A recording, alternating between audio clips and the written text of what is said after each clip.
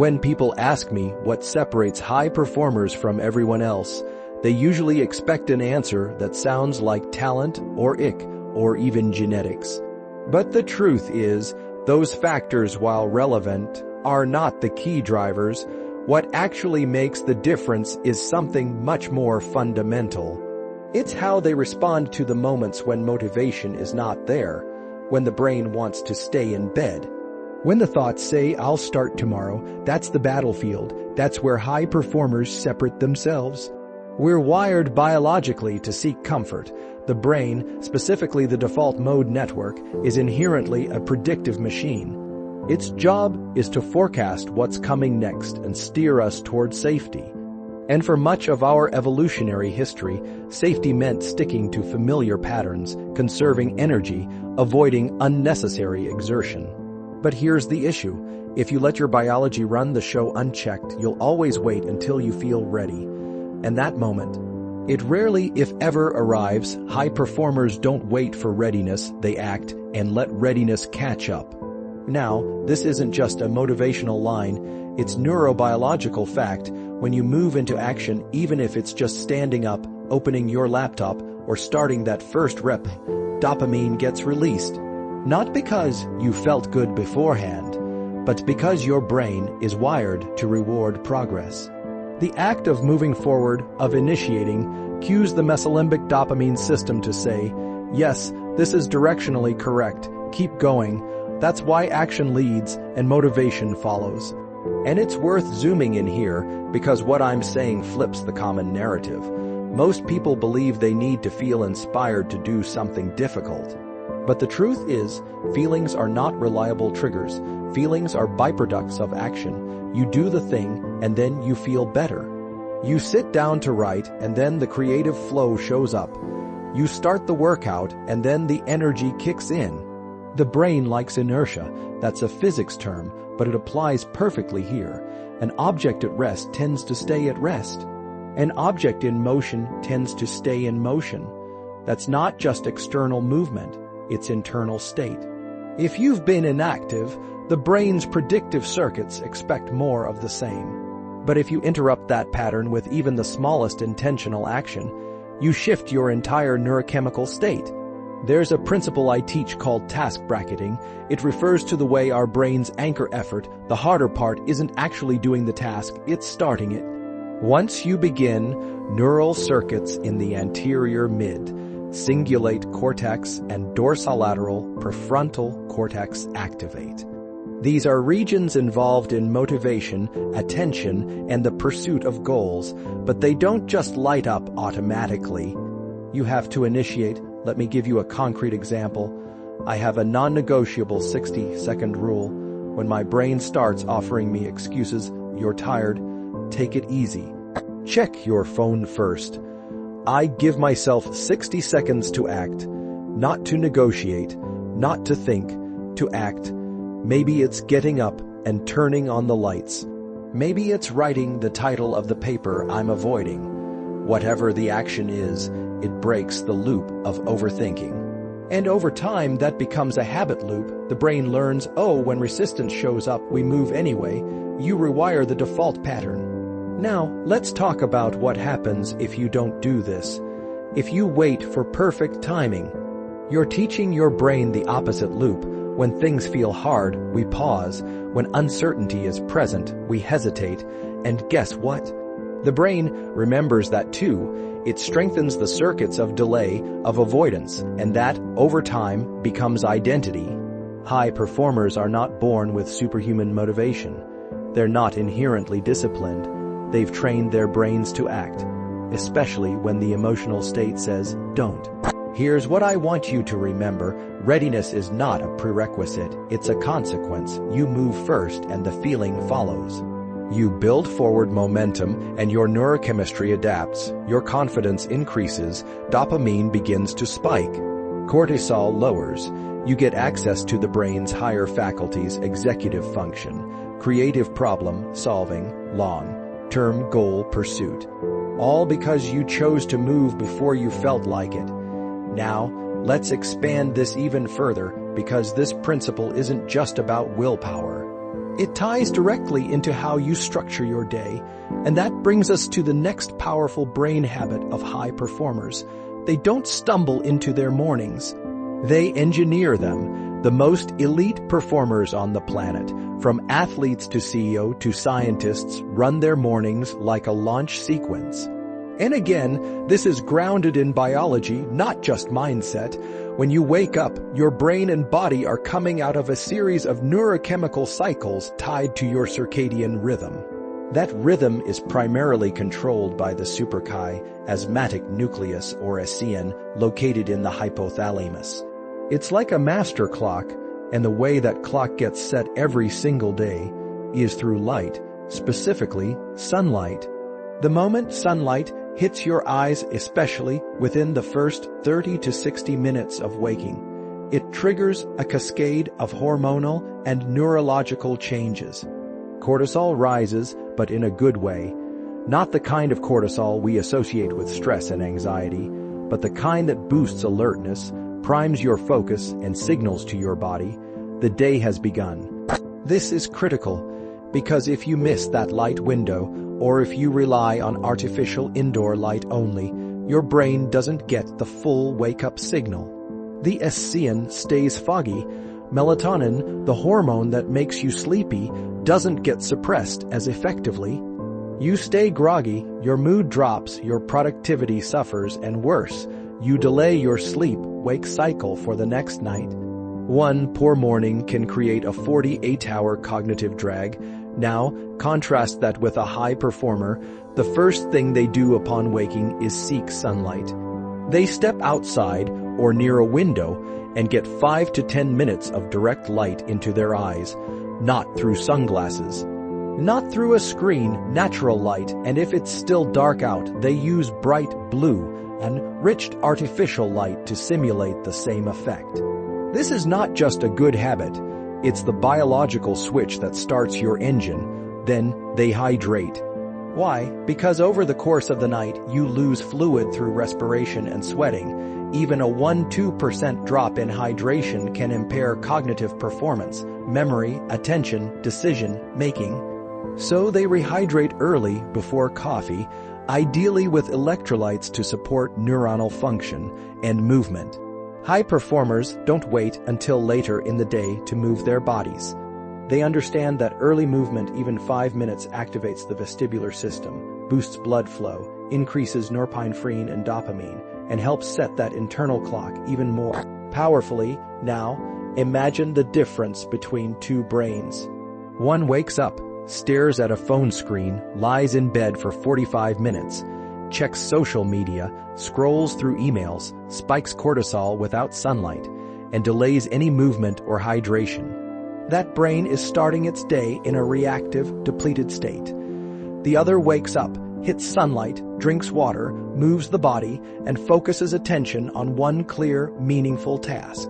Which brain do you think is going to win? And this isn't about being perfect, it's about patterning. What you do in the first 60–90 minutes of your day becomes a signal to your entire nervous system about what to prioritize.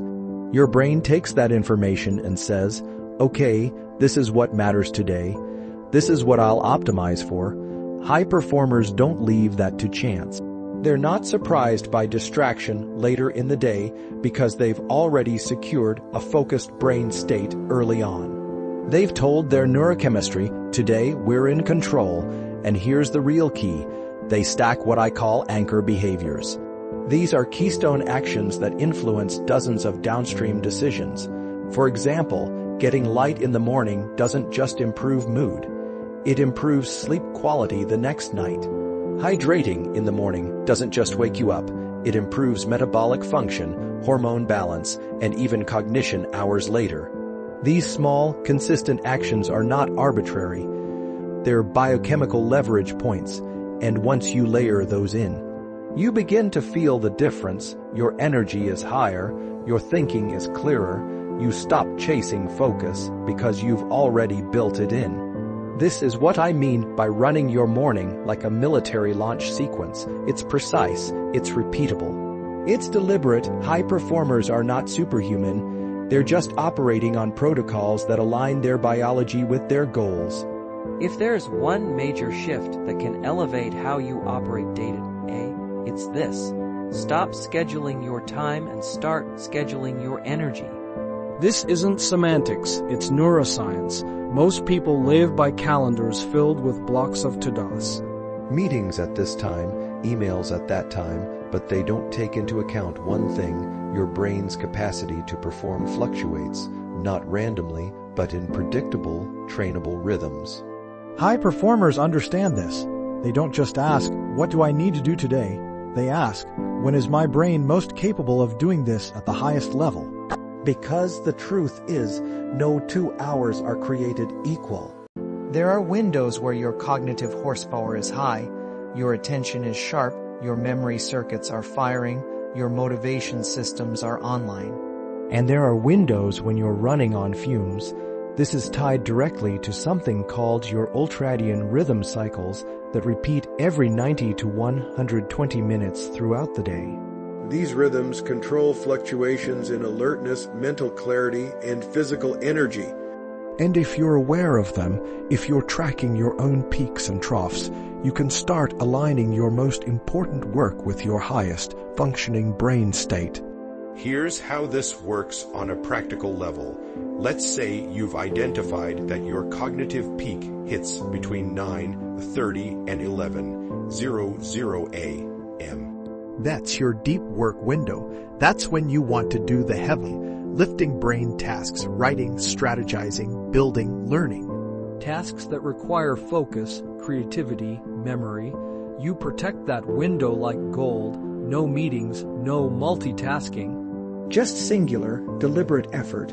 During that time, dopamine levels are naturally more elevated, particularly if you followed the morning protocol's sunlight, hydration, movement.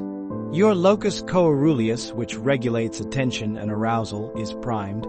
Your prefrontal cortex is locked in. The brain is in what we call a task, positive network state, focused, efficient, optimized for goal pursuit. But after about 90 to 120 minutes, those neurochemicals begin to deplete. If you try to force another intense cognitive task, your performance drops sharply. You might not feel exhausted, but your accuracy, creativity, and decision-making all take a hit.